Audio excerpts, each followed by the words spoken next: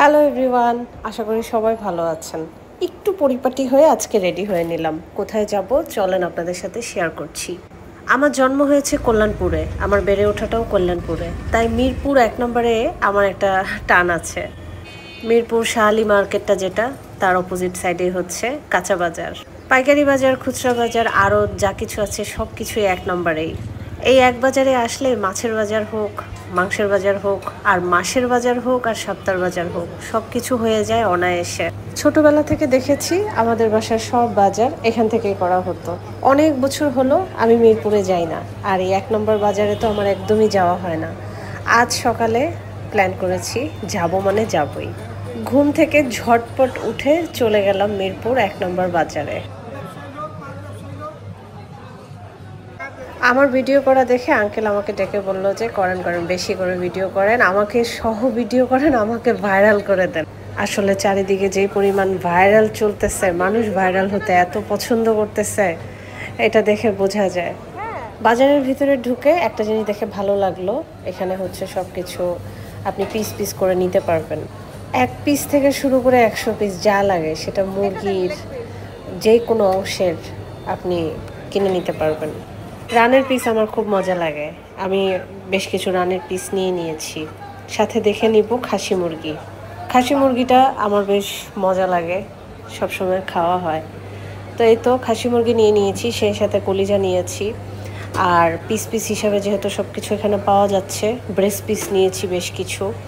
টুকটাক যা কিছু লাগছে, আমার যতটুকু দরকার অতটুকু মুরগির যা যা অংশ আলাদাভাবে কেনা দরকার সেগুলো কিনে নিয়েছি। যুদ্ধে জয় হলে মানুষ যেরকম খুশি হয়, আমি বাজারে গেলে সেরকম খুশি হয়ে যাই। জানি না কেন যেন বাজারে গেলে আমার দারুণ আনন্দ লাগে, মানে মনে হয় যে খুব আনন্দে আছি, আনন্দে আছি।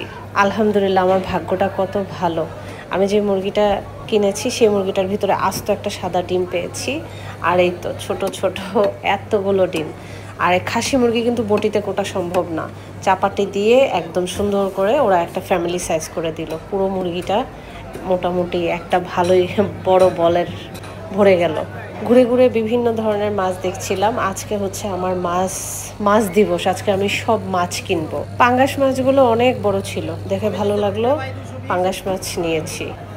জ্যান্ত মাছটাকে কিনে কুটতে চলে আসলাম পাশের লাইনে।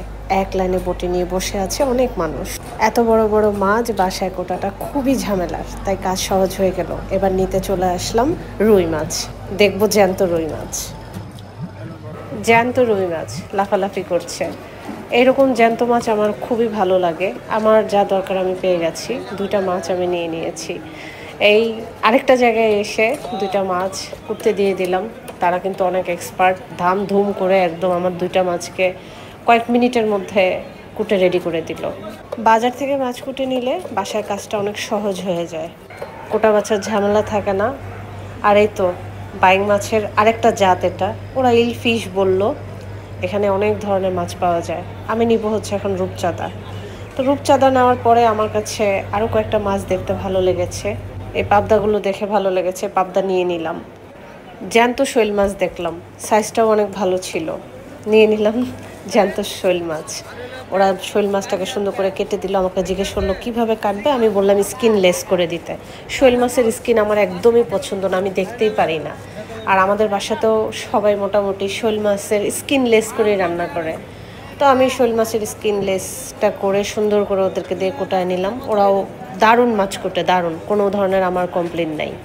বেশ কয়েক আইটেমের মাছ কেনা হয়েছে, মাংস কেনা হয়েছে, মুরগির মাংসের বিভিন্ন ধরনের পিস কেনা হয়েছে। তারপর একটু সবজি কিনেছি, দেন একটু ঘোরাঘুরি করে আর কি লাগবে দেখে একদম হাঁপিয়ে গেছি গরমে।